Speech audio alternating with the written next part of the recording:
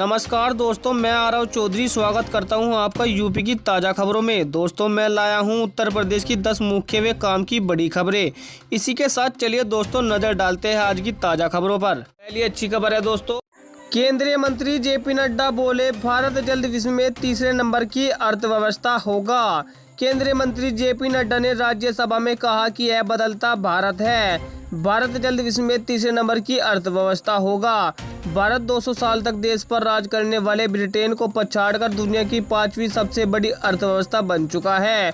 आज भारतीय अर्थव्यवस्था विश्व आर्थिक में 15% का योगदान दे रही है।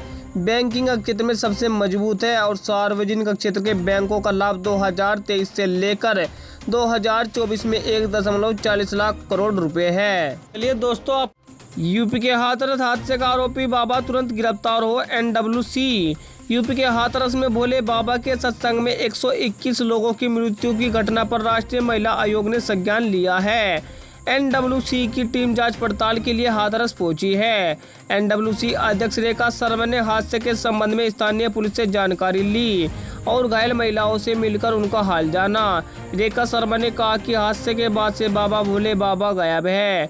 बाबा के खिलाफ एफआईआर दर्ज करके उसे तुरंत गिरफ्तार करना चाहिए। चलिए खबर है दोस्तों, यूपी के हाथरस हादसे पर अजय राय बोले सरकार पूरी तरह असंवेदनशील है। यूपी कांग्रेस अध्यक्ष अजय राय ने हाथरस जाकर हादसा पीड़ितों से मुलाकात की और घायलों का कुशल हालचाल जाना।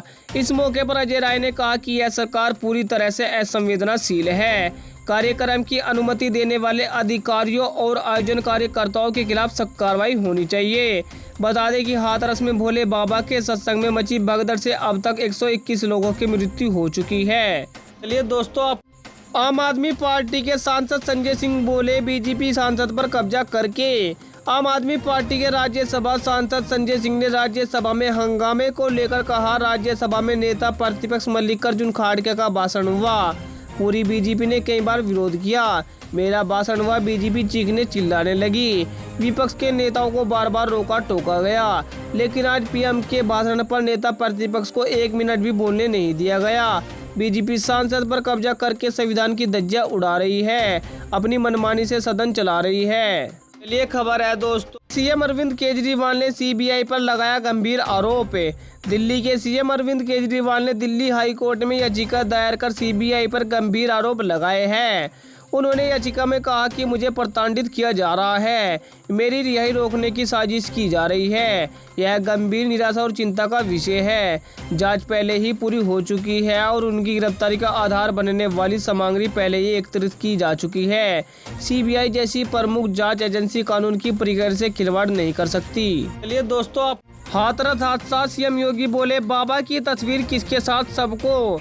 सीएम योगी ने आज हाथरस जाकर घटना स्थल का निरीक्षण किया और हादसा पीड़ितों से मुलाकात की। इस दौरान सीएम योगी ने अखिलेश यादव पर निशाना साधा। सीएम योगी ने कहा, कुछ लोगों को प्रवृत्ति होती है कि इस प्रकार की घटनाओं में राजनीति ढूंढते हैं। हर कोई जानता है कि उस सज्जन बाबा के फोटो किसके साथ है, इस तरह की भगदड़ और किसके पीछे कौन थे। बता दें कि हादसे के बाद अखिलेश यादव ने सरकार पर सवाल उठाए थे। अच्छा दोस्तों, खबरों में आगे बढ़ने से पहले आपसे एक छोटी सी गुजारिश है। दोस्तों, अगर आप उत्तर प्रदेश के रहने वाले हैं तो यूपी न्यूज को सब्सक्राइब करके बेल आइकन दबाएं, क्योंकि आपको अपने उत्तर प्रदेश की ताज़ा व बड़ी खबरें व मुख्य समाचार हमारे चैनल यूपी न्यूज पर रोजाना देखने को मिलते रहेंगे। और साथ ही दोस्तों, इस वीडियो पर एक लाइक और एक प्यारी सी कमेंट में हमें यह जरूर बताएं आप वीडियो कौन से जिले से देख रहे हैं। चलिए दोस्तों, आपका टाइम वेस्ट न करते हुए सीधा बढ़ते हैं खबरों में। और आज की अगली बड़ी खबर है दोस्तों, नीट छात्रा पर एसिड अटैक, आधा चेहरा झुलसा। खबर यूपी के लखनऊ से है। यूपी के लखनऊ में बाइक के साथ नीट काउंसलिंग के लिए जा रही छात्रा पर लोहिया पार्क के पास एक सिरफिरे ने एसिड फेंक दिया। बहन को बचाने में भाई भी झुलस गया। मौके पर पहुंची पुलिस दोनों भाई बहन को केजीएमयू अस्पताल लेकर गई।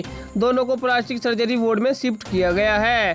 छात्रा का भाई केजीएमयू में एमबीबीएस फर्स्ट ईयर का छात्र है।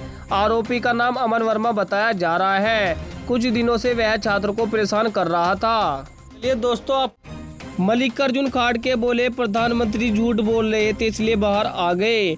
मल्लिकार्जुन खड़गे ने कहा, हमने इसलिए वॉकआउट किया क्योंकि पीएम मोदी ने सदन को गलत बातें बताई। वह संविधान पर झूठ बोल रहे थे। मैं बस यह स्पष्ट कर रहा था कि कौन संविधान के पक्ष में था, कौन खिलाफ। उन्होंने आरएसएस संविधान का विरोध किया था। BR अम्बेडकर और पंडित नेहरू का पुतला जलाया। उन्होंने कहा, हमने B.R. अम्बेडकर का अपमान किया। मैं बताना चाहता था कि बाबा साहेब ने संविधान सभा में क्या कहा और RSS के लोग क्या बोले। चलिए खबर है दोस्तों, आखिर मणिपुर पर बोले पीएम मोदी, बड़ा बयान। राज्यसभा में पीएम मोदी ने कहा, मणिपुर में हिंसक घटनाएं कम हो रही है। स्कूल, कॉलेज, दफ्तर और अन्य संस्थान चल रहे हैं। मणिपुर में भी परीक्षा हुई है। जो भी तत्व मणिपुर की आग में घी डाल रहे हैं, एक समय आएगा जब मणिपुर उन्हें रिजेक्ट कर देगा। जो लोग मणिपुर का इतिहास जानते हैं, उन्हें पता है कि वहाँ सामाजिक संघर्ष का इतिहास रहा है। इन्हीं कारण से मणिपुर में 10 बार राष्ट्रपति शासन लगाना पड़ा। चलिए दोस्तों, आप भैया जी जोशी बोले, बीजेपी का विरोध करना मतलब हिंदू का विरोध करना नहीं।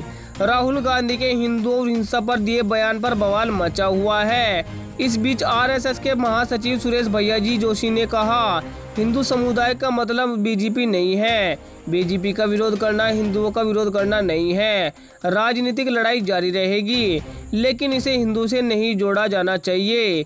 हिंदू हमेशा इस देश के केंद्र में रहे हैं। दमन के बावजूद भारत खत्म नहीं हुआ। इसका मतलब यह है कि भारत और हिंदू समाज का कभी अंत नहीं होगा। चलिए खबर है दोस्तों, जगदीप धनखड़ बोले, मैं आपके घर आऊंगा। मल्लिकार्जुन खड़गे ने कहा, आपके नए घर में बुलाइए। राज्यसभा में मंगलवार को सभापति जगदीप धनखड़ और नेता विपक्षी मल्लिकार्जुन खड़गे में तीखी नोकझोंक हुई थी। आज जगदीप धनखड़ ने मल्लिकार्जुन खड़गे से कहा, हमारी आपकी गलतफहमी दूर करने के लिए मैं आपके घर पर आकर बात करूंगा। इस पर मल्लिकार्जुन खड़गे ने कहा, आप नए घर में शिफ्ट हुए हैं, वहां बुलाइए, हम वहां आएंगे। जगदीप धनखड़ ने कहा, मैंने जब गृह प्रवेश किया था तब मैंने 3 लोगों को फ़ोन किया था, जिनमें आप भी शामिल थे, लेकिन आप चुनाव में व्यस्त थे। चलिए दोस्तों, आप राज्यसभा में दी गई हाथरस के मृतकों को श्रद्धांजलि। राज्यसभा की कार्रवाई शुरू हो गई है। इस दौरान सभापति जगदीप धनखड़ ने 2 मिनट का मौन रखकर हाथरस में मारे गए लोगों के लिए श्रद्धांजलि दी। जगदीप धनखड़ ने कहा, ऐसे आयोजनों के लिए नियमावली बननी चाहिए। इस पर मल्लिकार्जुन खड़गे ने कहा, कहीं बाबा जेल में है, ऐसे कानून बनाना चाहिए जिससे अंधश्रद्धा पर रोक लगे। जो असली लोग हैं उन्हें आने दो, लेकिन जो नकली लोग हैं वे आश्रम बनाकर लोगों को लूट रहे हैं।